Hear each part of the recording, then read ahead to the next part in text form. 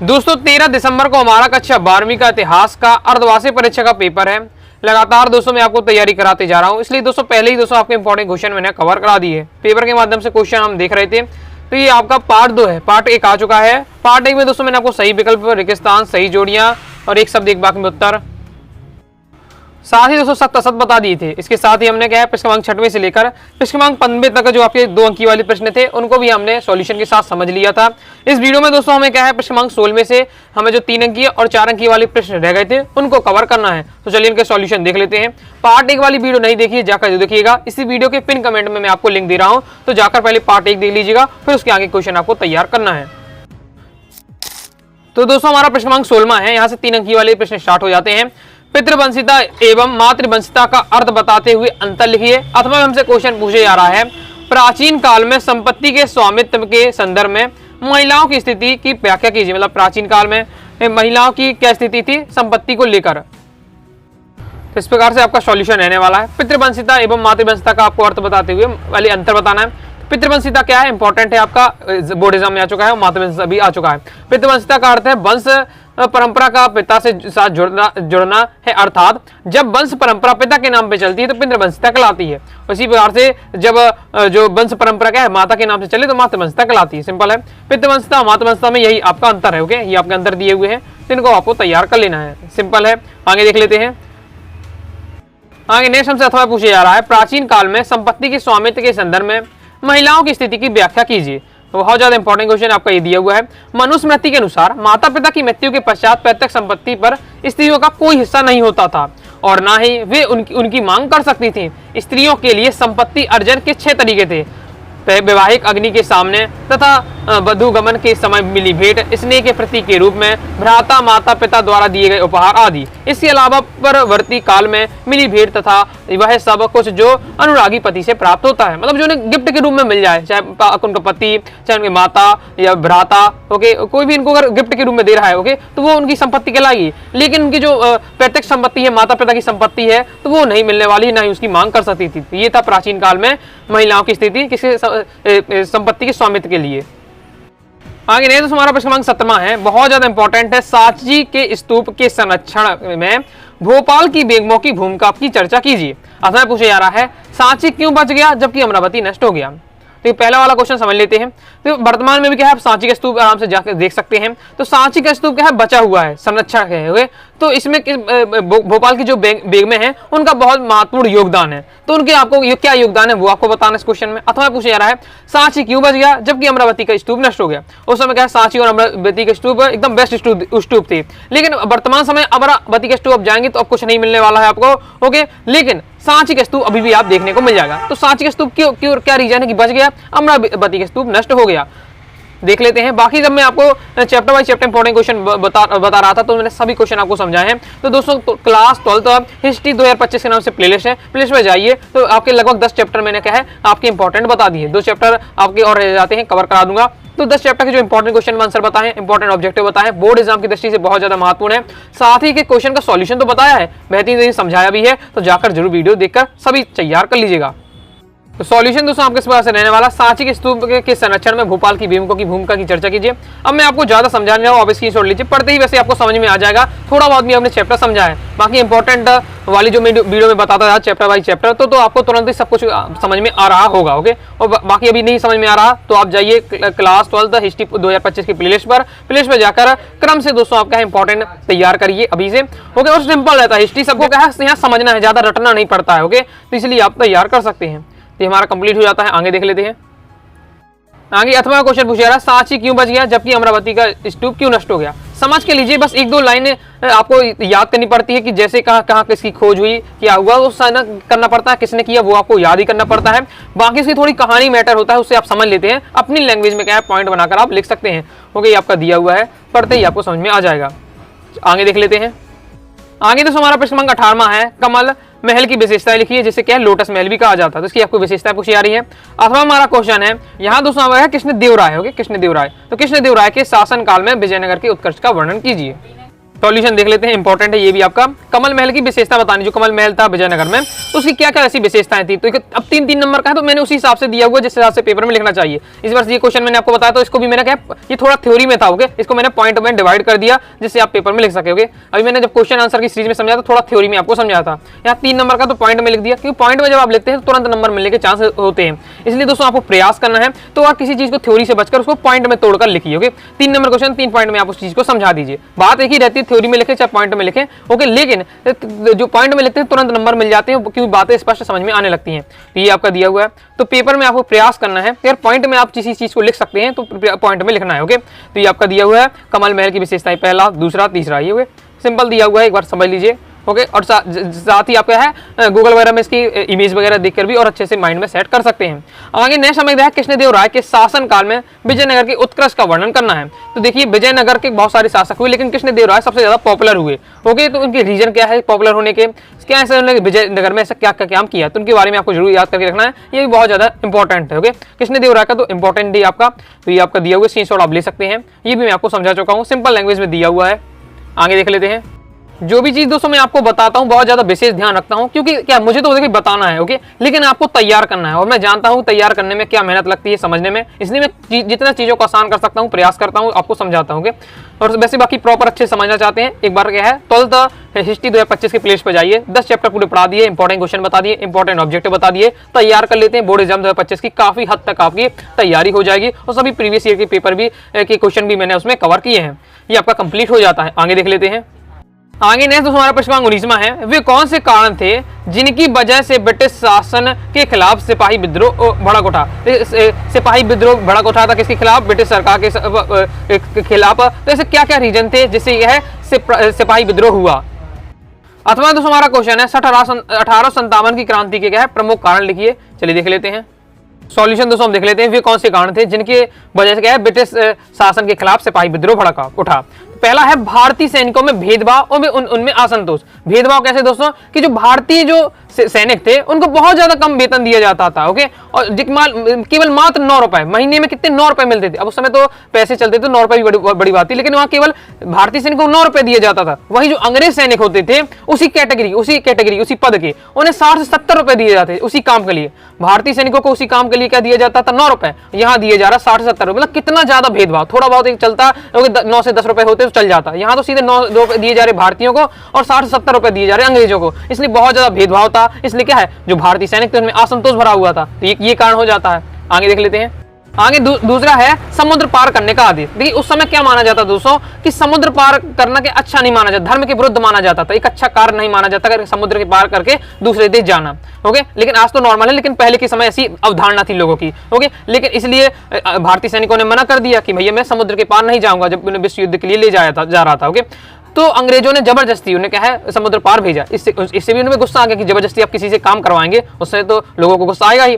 तीसरा था आपको पता ही है चर्बी वाले कारतूस। ओके, चर्बी वाली कारतूस की कहानी तो आपको पता ही होगी, ये आपका दिया हुआ है, ये तो आप जानते ही होंगे। तो सिंपल आपके 3 हैं जो आप जानते हैं। देखिए कितने सिंपल लैंग्वेज में तैयार कर लिया। 3 आपको हेडिंग बस याद करनी है कि पहले क्या किया जाता था, बहुत ज्यादा भेदभाव किया जाता था। दूसरा समुद्र पार करने का आदेश दिया गया। तीसरा है चर्बी वाली कारतूस, कंप्लीट हो जाता। बाकी आप अपनी लैंग्वेज में लिख सकते हैं, कोई रटने की आवश्यकता नहीं है।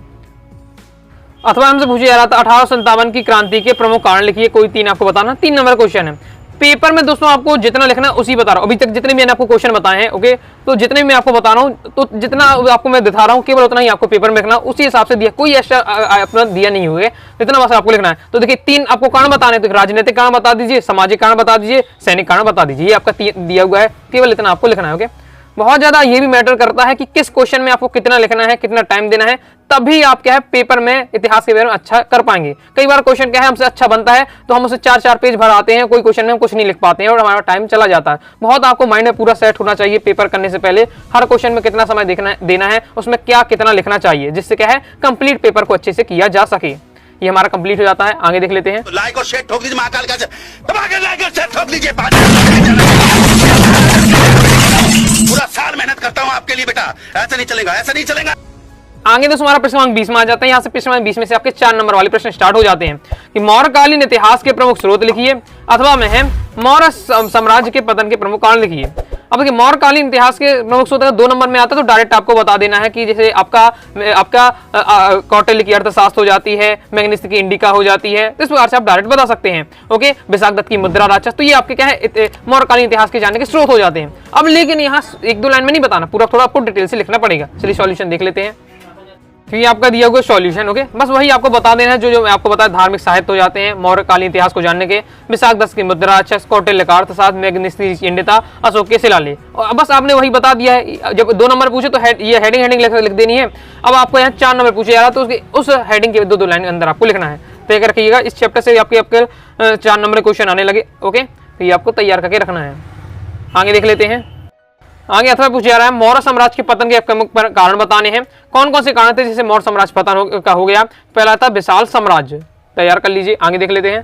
नेक्स्ट है आयोग उत्तराधिकारी, फिर उत्तराधिकारी की समस्या, चौथा है प्रांतों का स्वतंत्र। ये 4 आपको दिए हुए कारण मौर्य साम्राज्य के पतन के, तैयार कर लीजिएगा। आगे देख लेते हैं।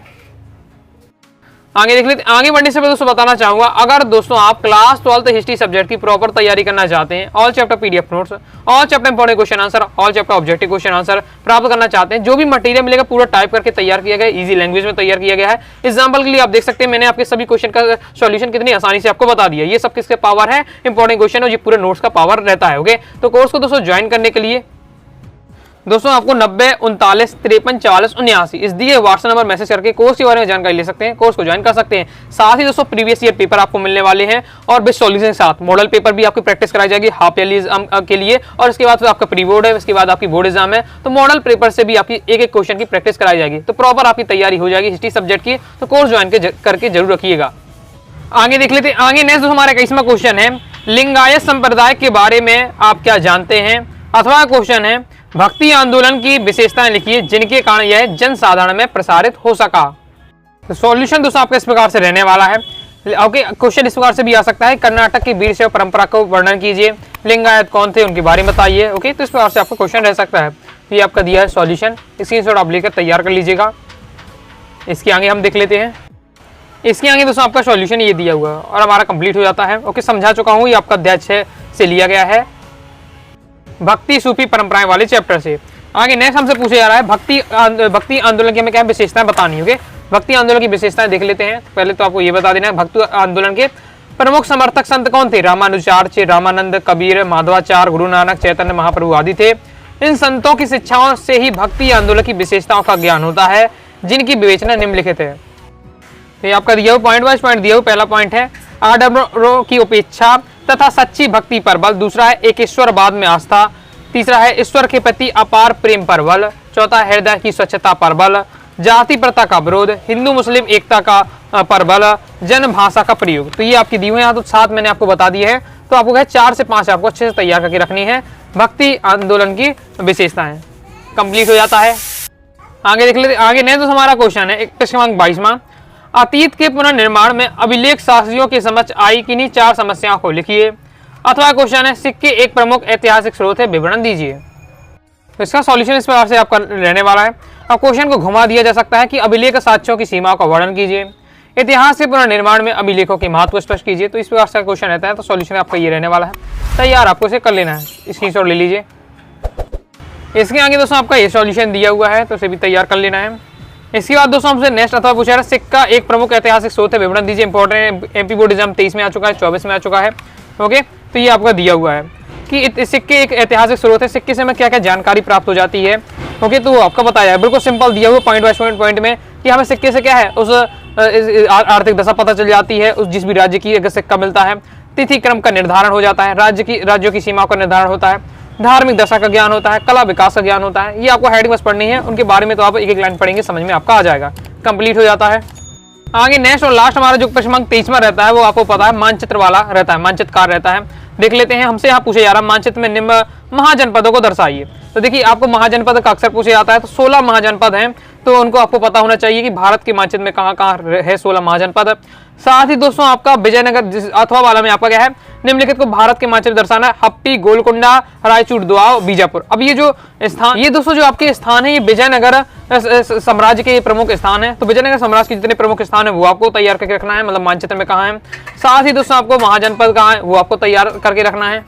ओके, कई बार क्या है मंदिरों से संबंधित भी आता था, जैसे जगन्नाथ मंदिर कहाँ है, आपका शेख निजामुद्दीन औलिया की दरगाह कहाँ है और शेख मुईनुद्दीन चिश्ती की दरगाह कहाँ है। तो इस टाइप के जो सिलेक्टेड स्थान उनको आपको पता होना चाहिए कौन कहाँ है, तो ओके तभी आप क्या मानचित्र कर पाएंगे।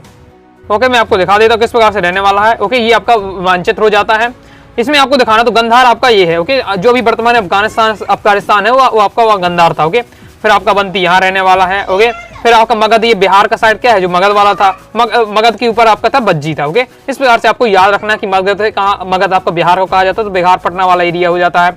उसके ऊपर आपका बज्जी था और गंधार कहाँ था, अफगानिस्तान साइड था। तो इस प्रकार से आपको माइंड में सेट करना पड़ेगा। ओके, बंगाल की खाड़ी आपकी, अरब का सागर, ये तो आपको क्लियर है। इसके साथ ही दोस्तों आपको ये भी क्वेश्चन पूछ लिया जाता है अशोक के अभिलेख की प्राप्ति कहाँ से हुई, एक मानचित्र भी पूछ लिया जाता है। तो जैसे अशोक के अभिलेख सांची, सारनाथ, कलिंग, गिरनार यहाँ से मिले हैं, तो वो स्थान कहाँ है वो भी पूछ लिया जाता है। तो सारनाथ आपका यहाँ रहता है, सांची देखिए मध्य प्रदेश के बीचों बीच आपका रह जाता है। फिर आपका गिरनार यहाँ गुजरात का साइड आपका, कलिंग आपका यहाँ दिया हुआ है। ओके, तो इस प्रकार से आपको माइंड में सेट रखना है कौन कहाँ है। आगे देख लेते हैं विजयनगर साम्राज्य के प्रमुख शासक प्रमुख स्थान कौन कौन से, जैसे आपका, और देखिए सब नीचे ही थे, विजयनगर साम्राज्यपुर आपका नीचे ही था।